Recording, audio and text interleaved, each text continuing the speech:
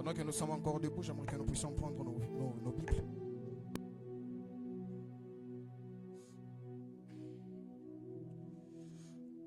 Psaume, le chapitre 91, le verset 1. Vous y êtes? Psaume 91, le verset 1, je lis au nom de Jésus. Celui qui demeure sous l'abri du Très-Haut repose à l'ombre du Tout-Puissant. Je répète encore une fois de plus. Celui qui demeure sous l'abri du Très-Haut repose à l'ombre du Tout-Puissant. Nous allons lire le deuxième verset. Matthieu 5, 14. Matthieu 5, 14.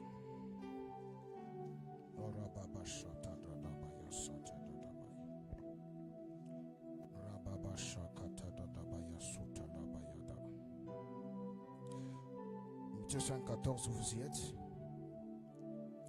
Vous êtes la lumière du monde. Une ville située sur une montagne ne peut être cachée. Regarde ton voisin et dis-lui, tu es la lumière du monde. Fais-le bien, tu es la lumière du monde. Vous pouvez vous rasseoir, que Dieu vous bénisse.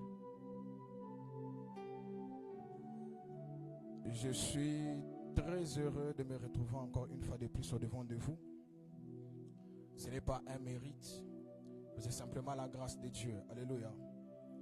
Alors je rends toute la gloire à Dieu, au Saint-Esprit, et d'être encore au devant de vous pour parler de la part de Dieu. Alléluia. Alors ce soir, j'ai juste besoin que tu me donnes les oreilles de ton esprit.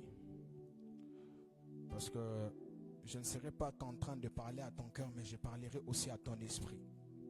Alléluia. Tu me donnes simplement les oreilles de ton esprit et Dieu nous fera grâce. Alléluia. Alors je bénis également la vie de tous les pasteurs. Pasteur Dan, Pasteur Victoire, Pasteur Chloé.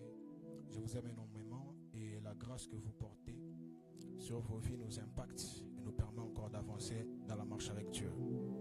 Est-ce que vous pouvez m'aider à les honorer avec des acclamations?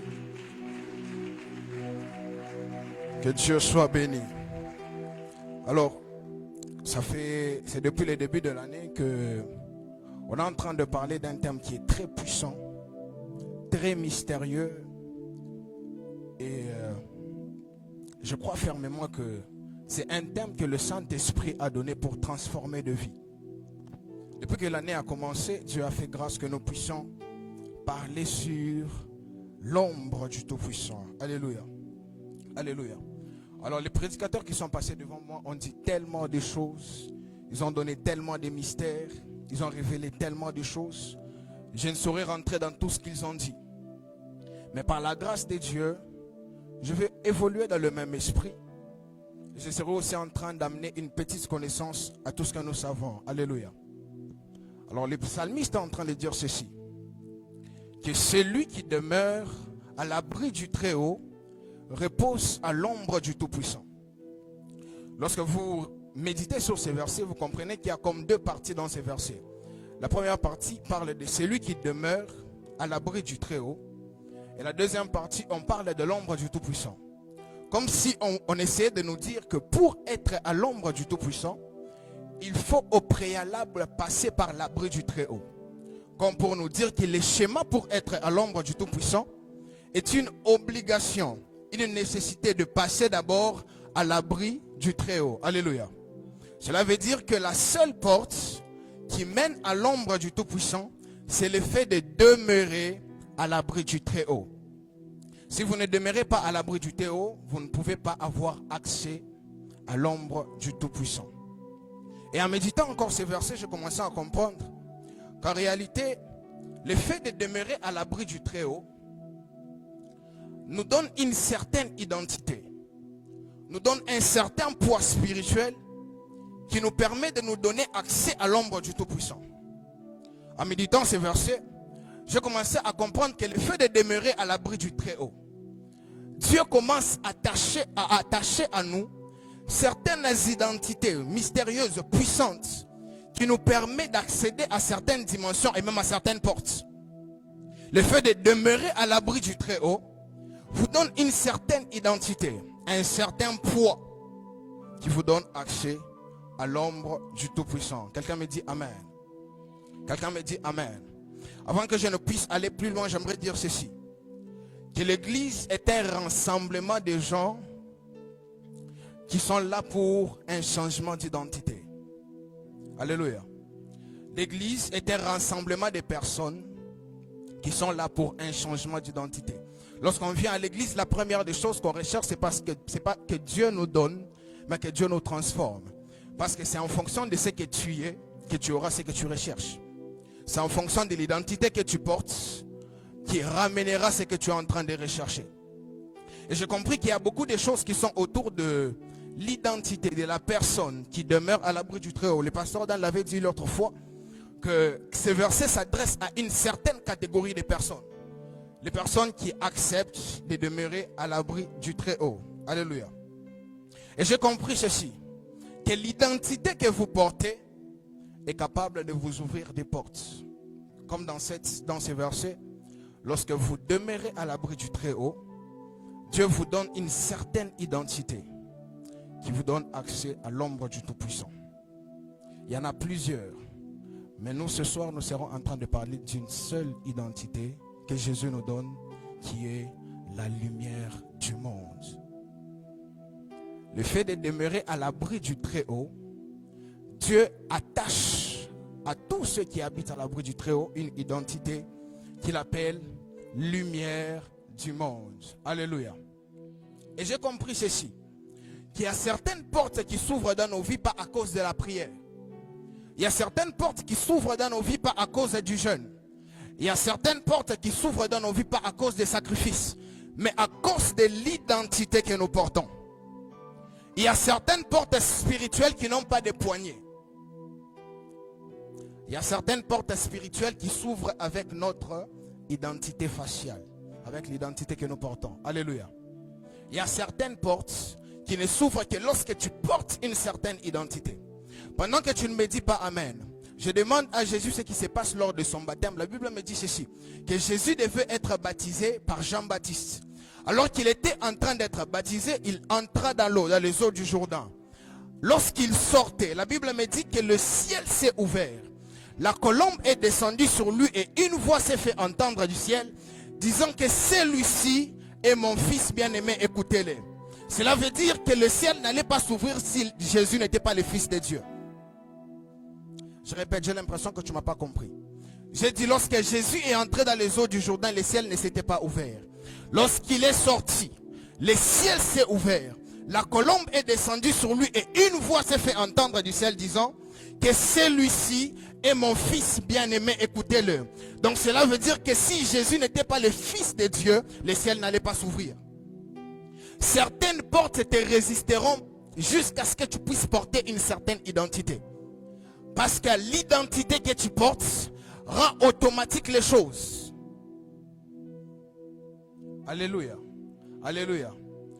La reconnaissance faciale n'a pas commencé avec iPhone. La reconnaissance faciale a commencé avec Dieu.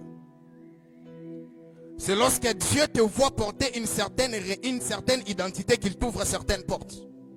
C'est lorsque Dieu te voit porter une certaine identité qu'il t'ouvre certaines portes. Pendant que tu ne me dis pas encore Amen, la Bible est en train de dire qu'il y avait une femme cananienne. Cette femme avait une malédiction sur elle. Elle est venue voir Jésus et lui dire que ma fille est tourmentée par des démons. Il faut que tu puisses la guérir. Jésus est en train de dire ceci, que j'ai été envoyé uniquement pour les enfants perdus, les brebis perdues d'Israël. J'aime ce que Jésus ajoute encore, il dit ceci, qu'il n'est pas bon de donner de la nourriture réservée aux enfants à des chiens. Cette femme a compris cela, elle a changé d'identité. Elle a dit, bon, maintenant comme cette porte que tu places devant moi pour que je puisse accéder, je dois être un chien. J'accepte alors que je sois même un chien pour accéder dans cette porte. Je dis ceci à quelqu'un. Il y a certaines portes qui te résisteront jusqu'à ce que tu puisses porter une identité. J'ai pris pour toi que Dieu te donne une identité qui t'ouvrira des portes. Tu ne me dis pas Amen. Je dis ceci. que Dieu te donne une identité qui t'ouvrira des portes. Quelle est la porte qui te résiste? Quelle est la porte qui te résiste? Et j'aimerais t'annoncer ce soir que Dieu sera en train de te donner l'identité qui t'ouvrira ces portes. Ce n'est pas tout. Si je disais seulement ça, je descendais à la chair, vous allez dire que ce n'est pas assez. Alors il faut que j'ajoute un autre exemple. Alléluia. Jésus lui-même s'est qualifié en disant être la porte. La porte de. La porte de. La porte de. Donc cela veut dire que Jésus est la porte par laquelle ne passent que les brebis. Si tu n'es pas brebis, tu ne passes pas par la porte qui est Jésus. Cela veut dire que, tout ça pour vous dire que lorsqu'on demeure à l'abri du Très-Haut, on porte une certaine identité. Et cette identité nous donne accès à l'ombre du Tout-Puissant. Et cette identité fait en sorte que nous puissions entrer à l'ombre du Tout-Puissant. Alléluia. Alors j'ai aimé encore ce que le pasteur Dan avait dit l'autre fois. Il a dit ceci, qu'en réalité, tous les mystères qu'on peut parler sur l'abri du Très-Haut, tout ce qu'on peut dire, toutes les révélations et toutes les choses qui suivent, et en réalité pour prouver une seule chose, qu'en réalité celui qui demeure à l'abri du Très-Haut est en Jésus. Parce que c'est Jésus qui nous porte. Il a dit que vous êtes en moi et moi je suis dans le Père. Donc vous allez comprendre qu'en réalité l'abri du Très-Haut, c'est Jésus. Alors, si l'abri du Très-Haut est Jésus, Jésus en lui a commencé à nous qualifier. Il a commencé à nous donner. Jésus était un maître qui enseignait avec beaucoup de paraboles, avec beaucoup de comparaisons. Il disait tantôt, le royaume des cieux est comparable à ceci. Le royaume des cieux est comparable à ceci. La foi est comparable à ceci. Il donnait beaucoup de comparaisons dans ses enseignements. Mais ce que j'aime dans ce verset, c'est qu'il ne donne pas une comparaison, il donne une affirmation. Il ne dit pas que vous êtes comme la lumière du monde. Il dit vous êtes la lumière du monde. Il y a une différence lorsqu'on dit qu'on est comme et quand on dit qu'on est. Parce que lorsqu'on dit qu'on est comme, on donne une comparaison. On donne une illustration. Cela veut dire qu'on peut ou n'est pas. Mais quand on dit que vous êtes lumière du monde, ce n'est pas une comparaison. C'est une affirmation. Alors si vous lisez ce verset, vous allez comprendre que depuis le chapitre 5 du premier et tous les restes des versets qui suivent, Jésus parle de beaucoup de choses. C'est là où il parle de béatitude. Il parle de heureux l'homme qui fait ceci, heureux l'homme, heureux les débonnaires, heureux tout ceci. Alors il arrive au verset 14, il dit ceci. Vous êtes la lumière du monde. Vous savez, il y a des versets qu'on peut lire et passer directement parce que on sait déjà à quoi ça ressemble. On comprend directement ce que ça veut nous dire. Mais moi, quand je lisais ces versets, je me suis arrêté là. Parce que je voulais comprendre pourquoi est-ce que Jésus peut dire que nous sommes la lumière du monde. Vous savez, si j'étais parmi les disciples de Jésus, j'allais lui dire, Maître Jésus, je préfère que tu dises même que nous sommes le soleil du monde. Le soleil n'est-il pas beau? Le soleil n'est-il pas grand? Le soleil donne même de la chaleur. Si Jésus avait dit que nous sommes le soleil du monde, ça allait être beaucoup plus facile à comprendre, beaucoup plus facile à s'imaginer. Si j'étais parmi les disciples de Jésus, j'allais lui dire, Maître Jésus, pourquoi ne pas nous dire que nous sommes même la lune du monde? La lune n'est-elle pas belle? N'est-ce pas qu'elle éclaire nos nuits? Elle est jolie et beaucoup de gens écrivent même des poèmes dessus. La lune n'est-elle pas grande? Elle éclaire nos nuits. Mais pourquoi Jésus ne dit pas que nous sommes la lune du monde? Si j'étais parmi les disciples de Jésus, j'allais lui dire, Maître Jésus, dis-nous même que nous sommes les étoiles du monde. Parce que les étoiles aussi sont très mystérieuses. On dit même que chacun, tout homme a sa destinée qui est comparable à une étoile. Mais j'ai commencé à comprendre quelque chose. Et je vais y revenir. La lumière dans le monde physique est générée par des astres. Mais la lumière dans le monde spirituel est générée par des esprits. Alléluia. J'ai dit ceci. La lumière dans le monde physique est générée par des astres, les soleils, la lune, les étoiles. Mais la lumière dans le monde spirituel est générée par des esprits. Tu peux me changer de mélodie s'il te plaît? Tout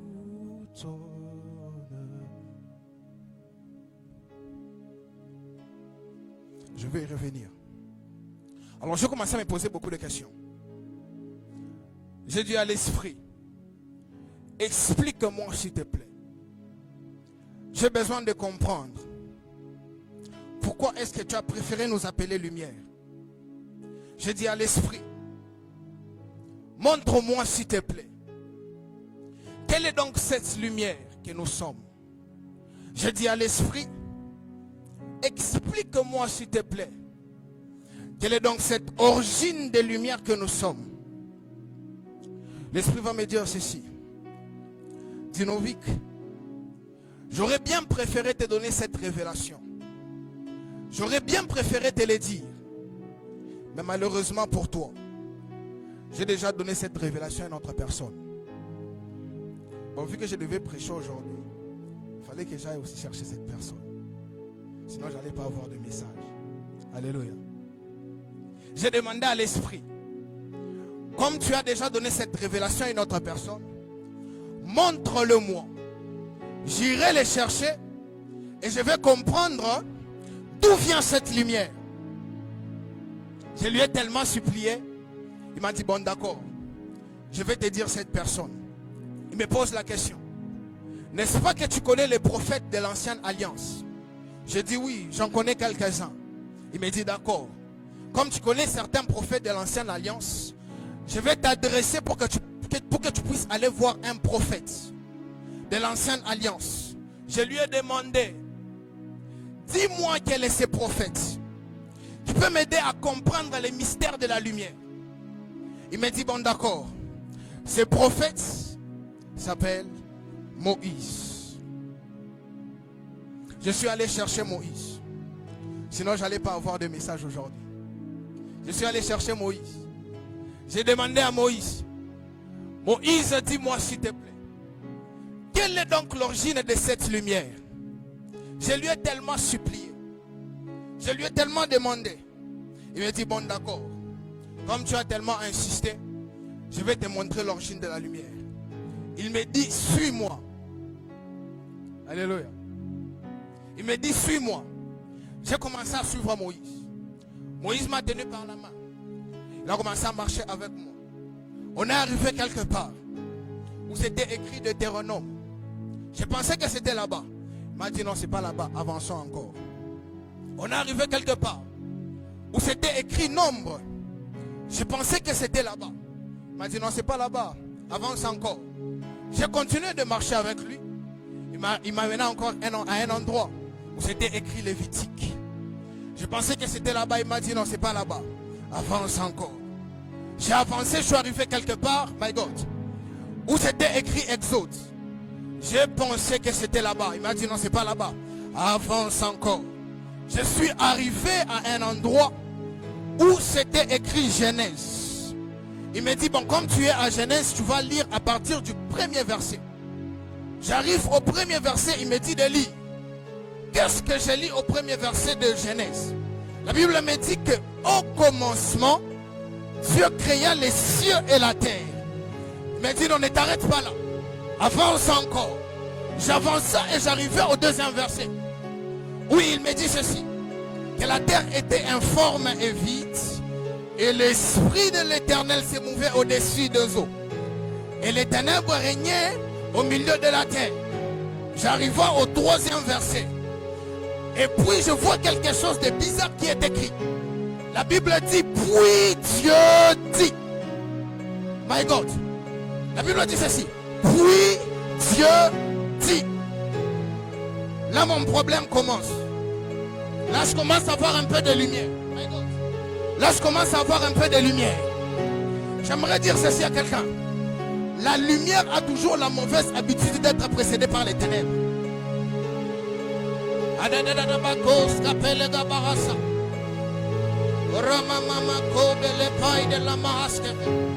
Je dis ceci. La lumière fait toujours esprit d'être précédée par les ténèbres. Parce que c'est à cause des ténèbres que se révèle la lumière. Je répète, je dis ceci. La lumière fait esprit d'attendre d'abord les règnes des ténèbres pour se manifester. Les situations difficiles par lesquelles tu passes, c'est un prétexte pour que la lumière puisse.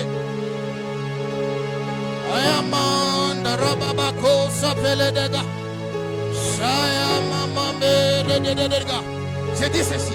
La maladie par laquelle tu passes, les ténèbres fait esprit. La lumière fait esprit de laisser d'abord les ténèbres. Même si tu manques d'argent, ce n'est pas un problème, c'est encore les ténèbres. Même si tu es encore malade, ce n'est pas un problème, c'est les ténèbres. Mais il y a toujours un bruit, Dieu dit. Il y a toujours un bruit, Dieu dit. J'entends le bruit, Dieu dit dans la vie de quelqu'un.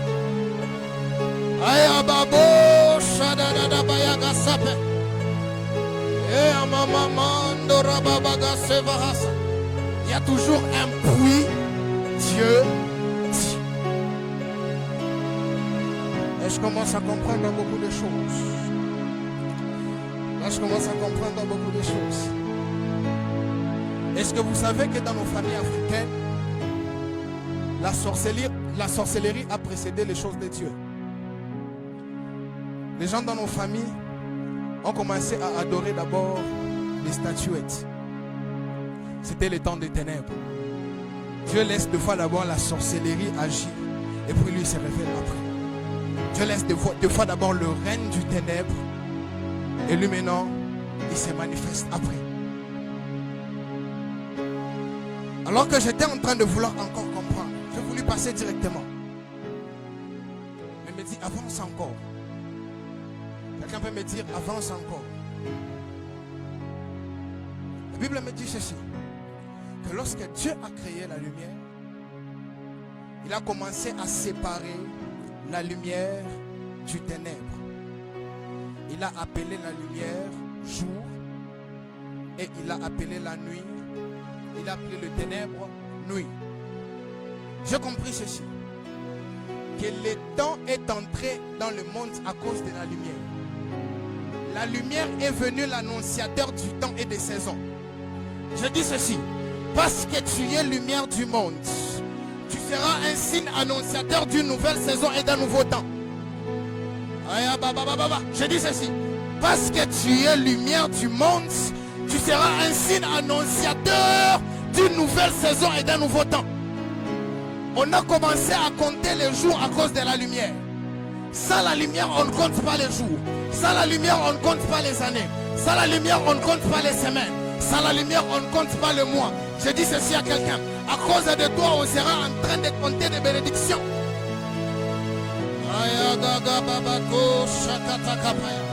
Je dis ceci. À cause de toi, on sera en train de compter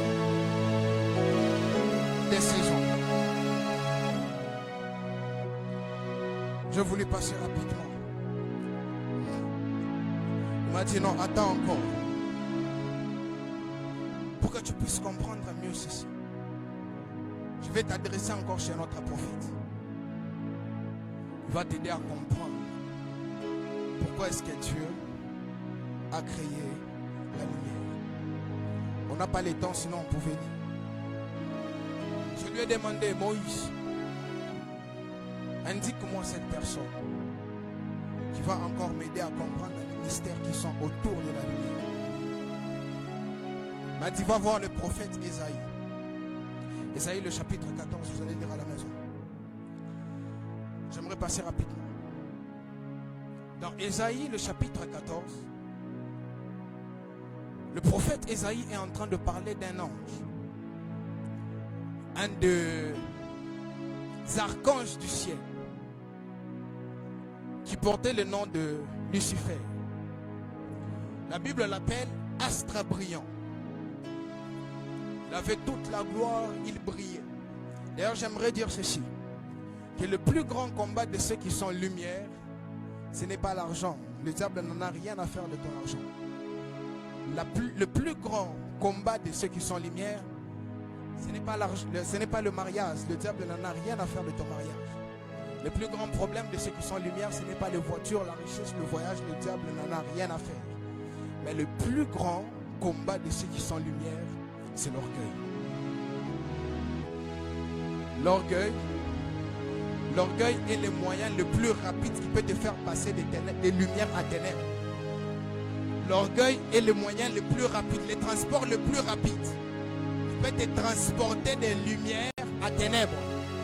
Dans ce verset, Ésaïe est en train de parler de Lucifer qui fut astre brillant. Il brillait, il avait toute la lumière. Mais à cause de son orgueil, il a perdu sa lumière. C'est là que j'ai commencé à comprendre ceci.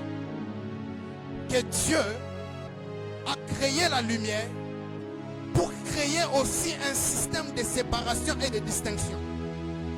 Parce que le diable, Lucifer qui était autrefois astre brillant, a perdu sa lumière et est devenu maintenant ténèbres.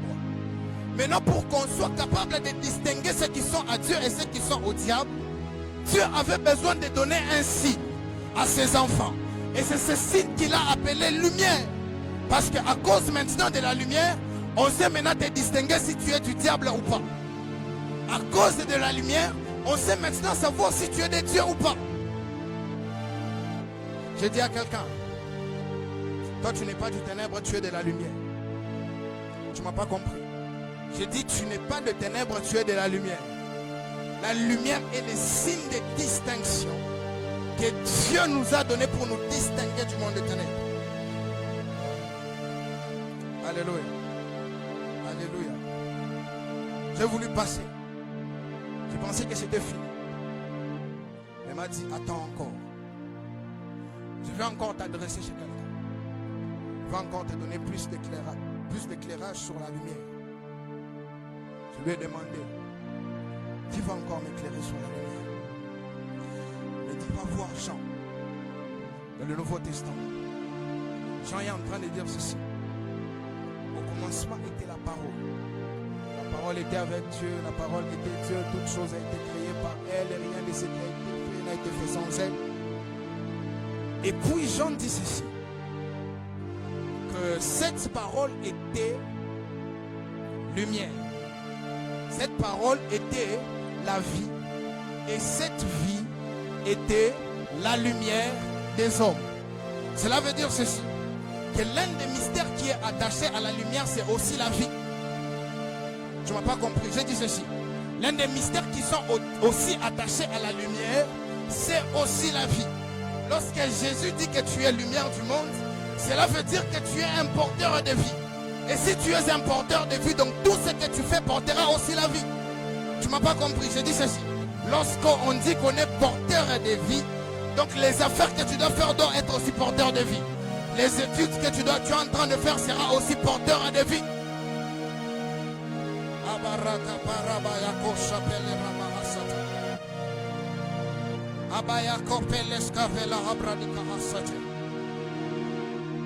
La lumière est aussi porteur de vie. Alors pour finir, j'aimerais dire ceci. Ce sera la dernière chose. Tu vas nous permettre de comprendre pourquoi est-ce que Jésus a dit que nous sommes lumière du monde. Alléluia. Alléluia. Lorsque la Bible dit que puis Dieu dit que la lumière soit et la lumière fut, et puis Dieu a séparé la lumière d'avec le ténèbre. On a maintenant le jour et puis on a la nuit. Et rappelez-vous, je viens de vous dire ceci, que la lumière est aussi signe de vie. Donc ce qui veut dire que là où il y a l'absence de la vie, il y a absence de lumière. Et là où il y a absence de lumière, il y a absence de vie. Mais vous comprendrez ceci. Dans les jardins d'Éden, il y a deux personnes qui ont perdu la lumière. Ces hommes s'appelaient Adam et Ève. Parce que je vous ai dit que c'est là où il y a la vie, il y a la lumière. Et là où il y a la lumière, il y a la vie. Alors Dieu donna la vie à Adam et Ève. Ce qui veut dire que la vie qui était en eux leur entourait aussi de lumière. La vie qui était en eux leur donnait aussi la lumière. Mais la Bible dit ceci, que malgré qu'ils avaient la vie en eux, ils devraient garder les principes de Dieu, ne pas manger les fruits de la connaissance du bien et du mal. Et en mangeant ces fruits, ils allaient perdre la vie. Or, s'ils perdent la vie, donc ils perdent quoi? S'ils perdent la vie, donc ils perdent quoi? C'est comme ça que j'ai commencé à comprendre que la lumière est venue aussi situer le monde dans deux temps et dans deux périodes. La période des ténèbres et la période des lumières. C'est comme ça que dans le jardin d'Éden, Adam et Ève étaient pendant une période de lumière. Mais à cause de leur désobéissance, ils ont fait entrer dans le monde une période de ténèbres. Vous allez me comprendre en fait. Je dis ceci, que lorsque Adam et Ève ont péché, ils ont désobéi à Dieu.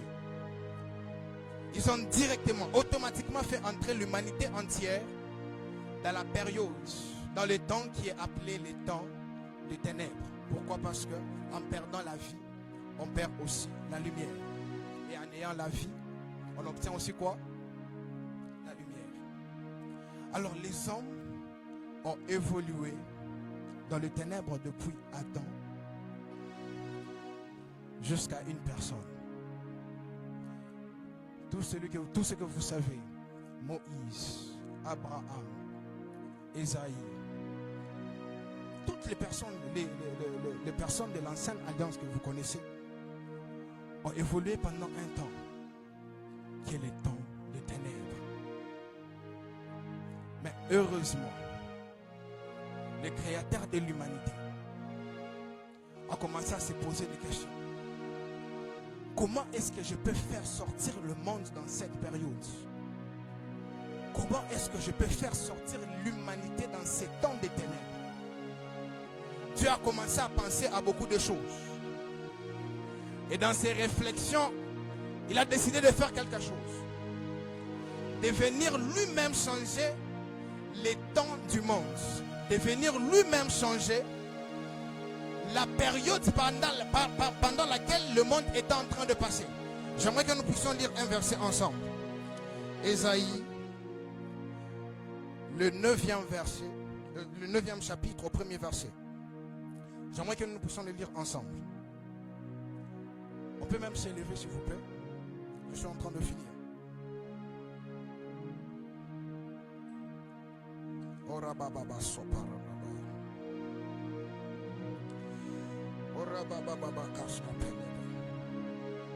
Vous y êtes? Vous y êtes? La Bible dit ceci.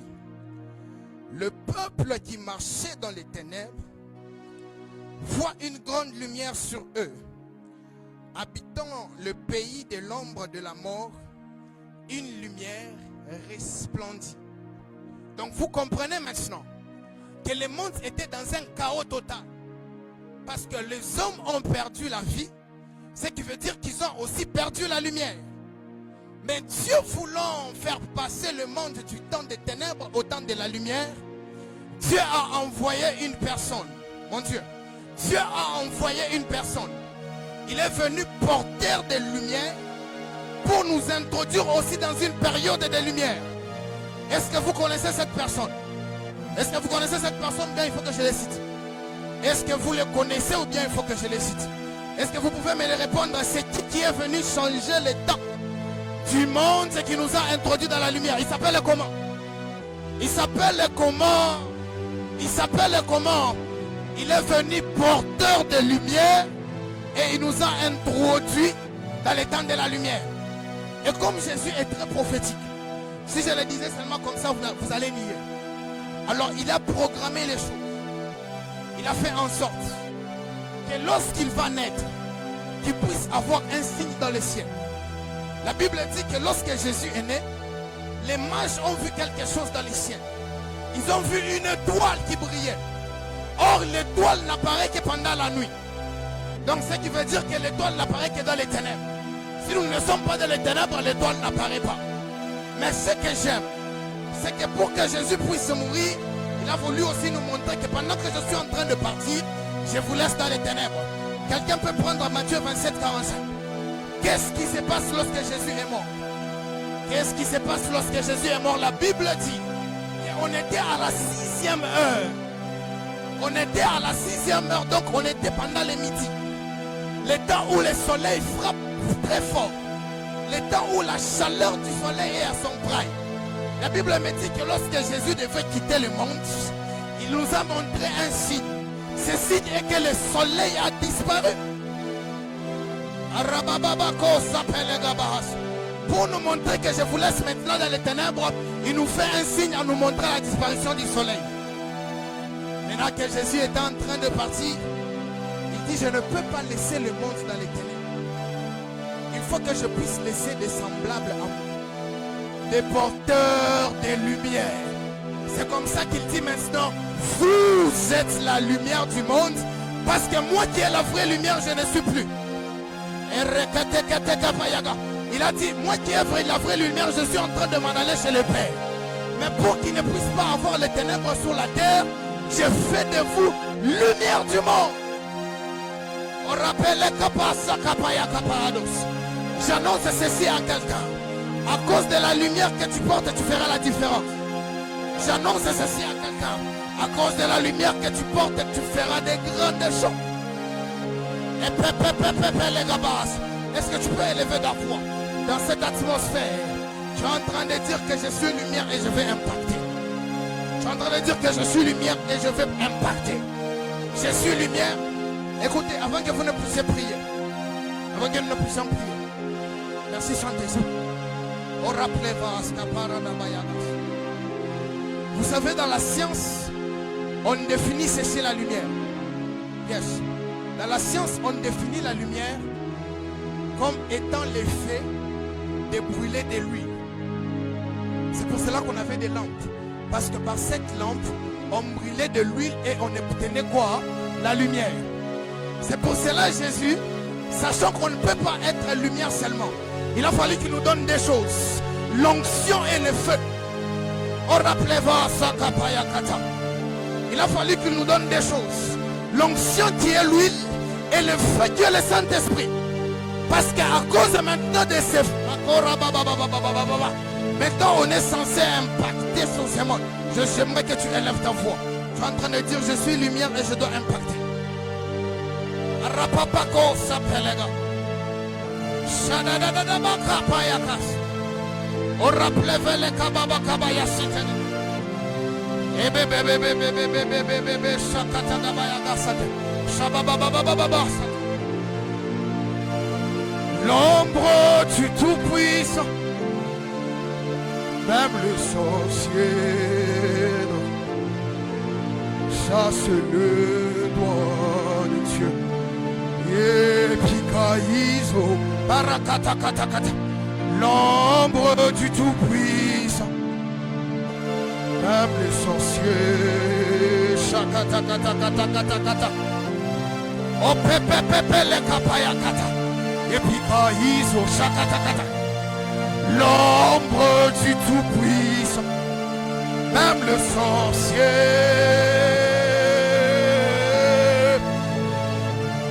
Epikaïso, l'ombre du Tout-Puissant, même le sorcier.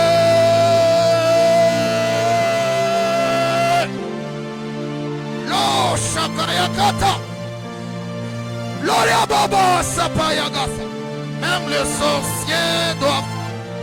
Ça c'est la lumière du monde. Même la maladie doit dire. Ça c'est la lumière du monde. Ça c'est le doigt de Dieu. Ça c'est le doigt de Dieu. Et ça c'est le doigt de Dieu.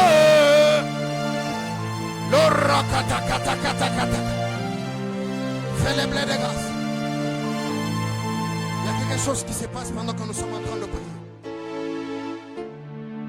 Il y a quelque chose qui se passe pendant que nous sommes en train de prier. L'Esprit est en train de me dire qu'il veut élever une génération qui va briller. L'Esprit est en train de me dire que les choses sont en train de changer. Il est temps que le monde de ténèbres sente qu'on est de lumière. Il est temps que la sorcellerie sente que nous sommes de lumière. Il est temps que la maladie sente que nous sommes de lumière.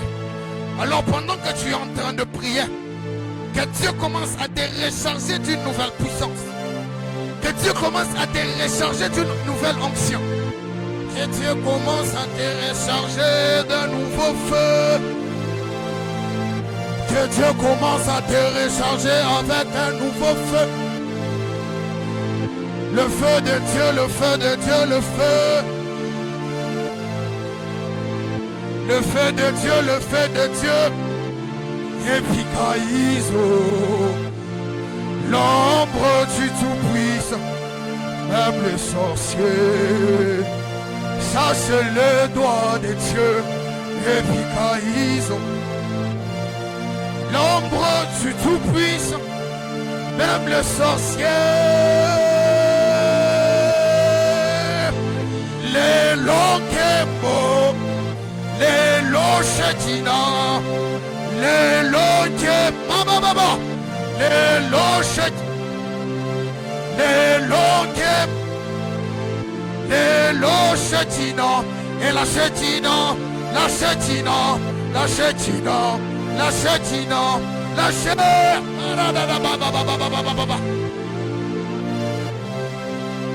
Je ne veux plus prier sans elle. Je ne veux plus prêcher sans elle. Je ne veux plus prophétiser sans elle. Je ne me vois pas vivre sans elle. La différence, l'expérience ne vient que par la chetina. Moi je la veux.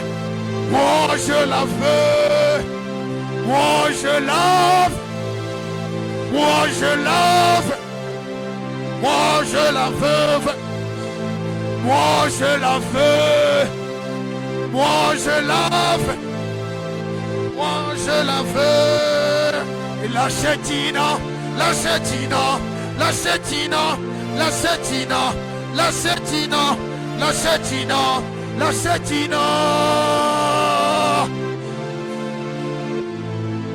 Oraka sakata kata. Oraka kata kata kapayaka. Ko shakaka. Rabababaka.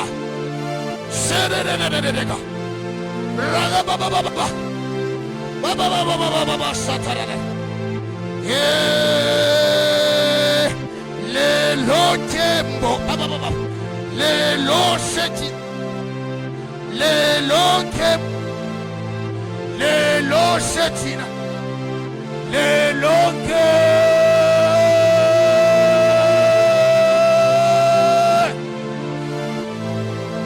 baba baba baba baba korababa de, shagada da da da baya, herre baba beda da da da da da da.